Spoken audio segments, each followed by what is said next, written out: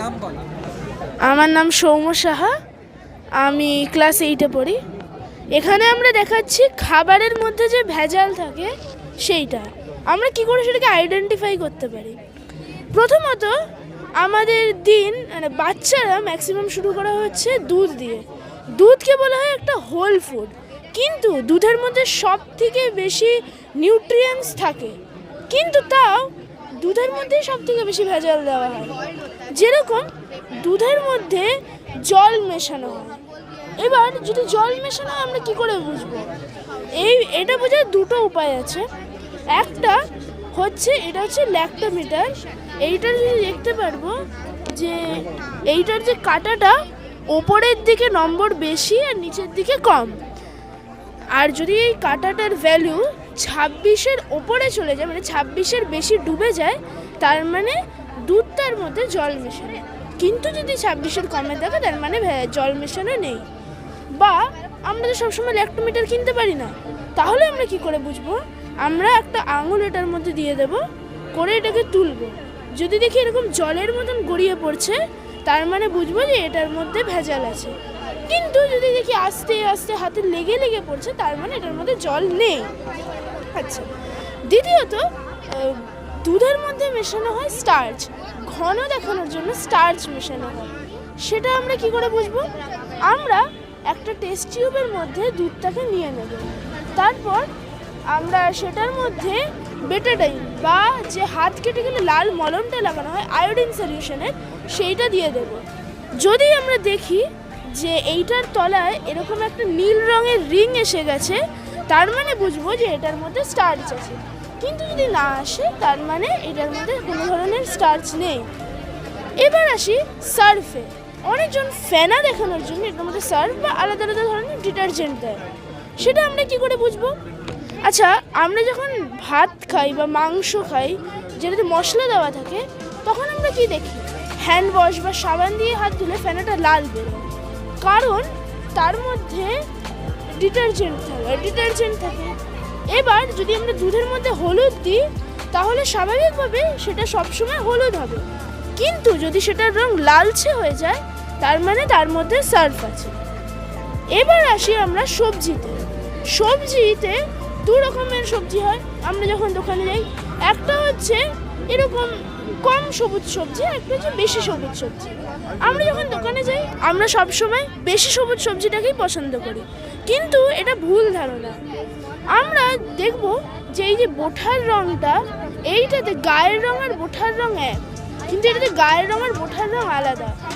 যখন একসাথে অনেক সবজিকে রং করা হয়, তখন কি হয়? বোঁঠাটা সবুজ হয়ে যায়। তখন আমরা বুঝতে পারবো যে এইটার মধ্যে একটা কালার, যাকে বলা হয় ম্যালাকাইট গ্রিন বা তুতে রং, সেইটা দেওয়া হয়েছে। এবার হচ্ছে লাল সবজি। এবার এটাতে দেওয়া হয় কঙ্গো রেড বা রোডামিন বি রং। এবার এটা ধরুন আমরা কিনে নিলাম, তারপর আমরা কি করে বুঝবো? বাড়িতে এনে আমরা একটু নারকেল তেল নেব, একটু আমরা কটন নেব, তার মধ্যে এই নারকেল তেল। আচ্ছা, তো এবার আমরা এটা কি করে বুঝবো? আমরা একটু নারকেল তেল একটু কটনের মধ্যে নিয়ে নেব, তারপর আমরা এটার গায়ে সেটাকে ঘষবো। যদি দেখি তুতে রং বেরোচ্ছে, তার মানে বুঝবো যে এটার মধ্যে ভেজাল আছে। কিন্তু যদি না বেরোয়, তার মানে বুঝবো এটাকে রং করা নেই। এবার যদি আমরা কিনে ফেলি, তখন আমরা কি করব? এটা কি নষ্ট হয়ে যাবে? না, কখনোই না। আমরা এইটাকে উষ্ণ গরম জলে একটু ভিনেগার আর বেকিং সোডা দিয়ে রাখবো, কিছুক্ষণ অপেক্ষা করব।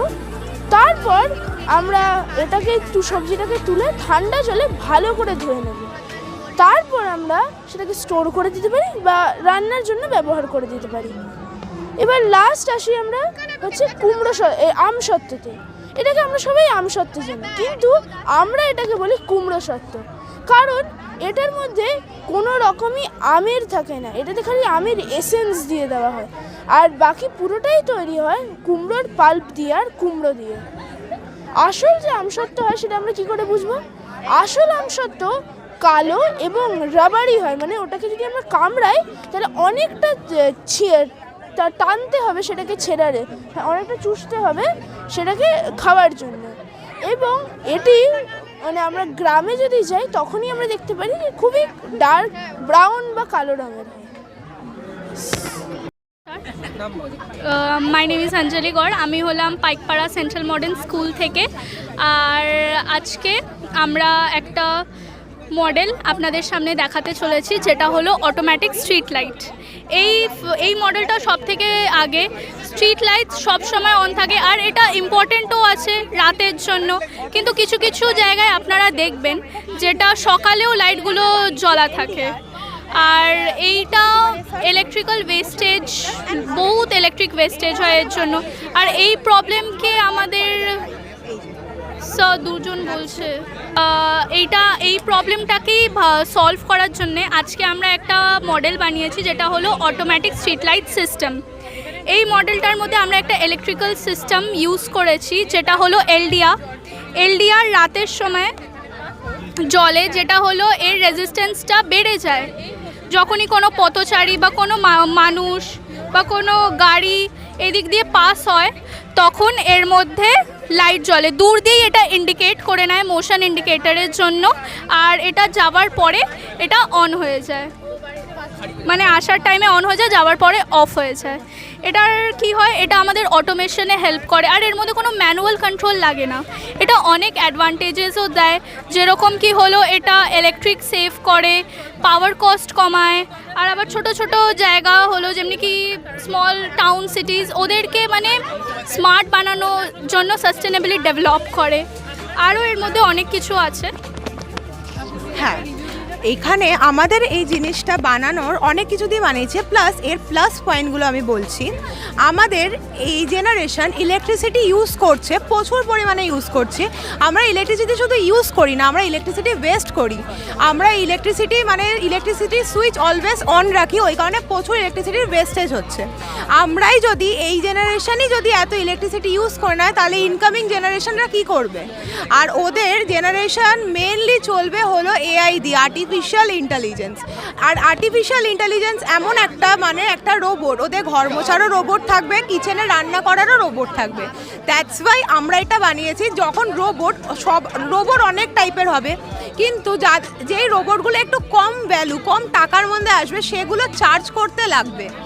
চার্জ করার জন্য আমরা ইলেকট্রিসিটি যদি এখন থেকেই সেভ করি, তাহলে ওদের চার্জ করার ইলেকট্রিসিটি ওরা পাবে। আর ইলেকট্রিসিটি না থাকলে ওদেরকেও আমাদের নিজের কাজ নিজে করতে হবে। আমাদের ইন্ডিয়াকেও যদি টেকনোলজিতে জাপানের মতনে নিয়ে যেতে হয়, তাহলে আমাদের ইলেকট্রিসিটি সেভ করতে হবে। আর আমাদের ইন্ডিয়ার অনেক ভিলেজেস আছে, এমন ভিলেজে ইন্ডিয়ার মধ্যেই যেখানে ইলেকট্রিসিটি নেই। Due to lack of electricity অনেক খারাপ কেস হচ্ছে। মেয়েদের জন্য ওই জায়গাগুলো একদম সেফ না। যদি আমাদের এখান থেকে ইলেকট্রিসিটি সেফ হয়ে ওদেরকে আমরা দিতে পারি না, দেন ওইখানে মেয়েদের প্রতি ওটা অনেকটা সেফ হবে, মেয়েদের জন্য আমাদের ইন্ডিয়া সেফ হবে। দ্যাটস ওয়াই আমরা এটা বানিয়েছি। Thank you. এটার অ্যাকচুয়ালি মেন হেম হলো কি, যেমনি সায়েন্স আর টেকনোলজি কীভাবে ইলেকট্রিক্যাল সিস্টেমকে নিয়ে সোসাইটির বেটারমেন্টের জন্য বুঝতে পারে, ভাবে। Thank you so much. Sir, আমরা ইলেকট্রিসিটি সেভ করছি, যেরকম কি আমরা ইলেকট্রিসিটি সেভ করছি, এটা পলিউশনেও কমায়। ইলেকট্রিসিটি অনেক কিছুই বাড়ায়, এটা আমাদের পাওয়ার কস্টেও কম করে। আর অনেক কিছু স্যার আছে সেভ করতে পারবো, পাঠাতে পারবো না। যদি আমরা সেভ করি তো ওরা নিজস্বই ওরা পেয়ে যাবে। যদি আমরা সব আমরা জিনিসটা হয়তো পাঠাতে পারবো না, বাট আমাদের এই মডেলটা দেখে যদি কেউ ইন্সপায়ার হয়ে, মডেলটা ছোট থেকে কারো যদি ইন্সপিরেশন লাগে, জিনিসটা দেখে আমাদের দিয়ে বড় যারা ইঞ্জিনিয়ার যারা আছে তারা জিনিসটা বুঝতে পারবে। তারা যদি এটা করে, তারা নাই করলো, আমাদের একটা এক্সপিরিয়েন্স রইলো। যেই তো এক্সপিরিয়েন্স আছে, আমরা যদি জীবনে এইসব নিয়ে কাজ করি, তাহলে আমরাই করে দেবো জিনিসটা, না স্যার? এই কারণে আমাদের একটা মাথায় মডেলের আইডিয়াটা এসেছিলো, এই কারণে আমরা বানিয়েছি। Thank you.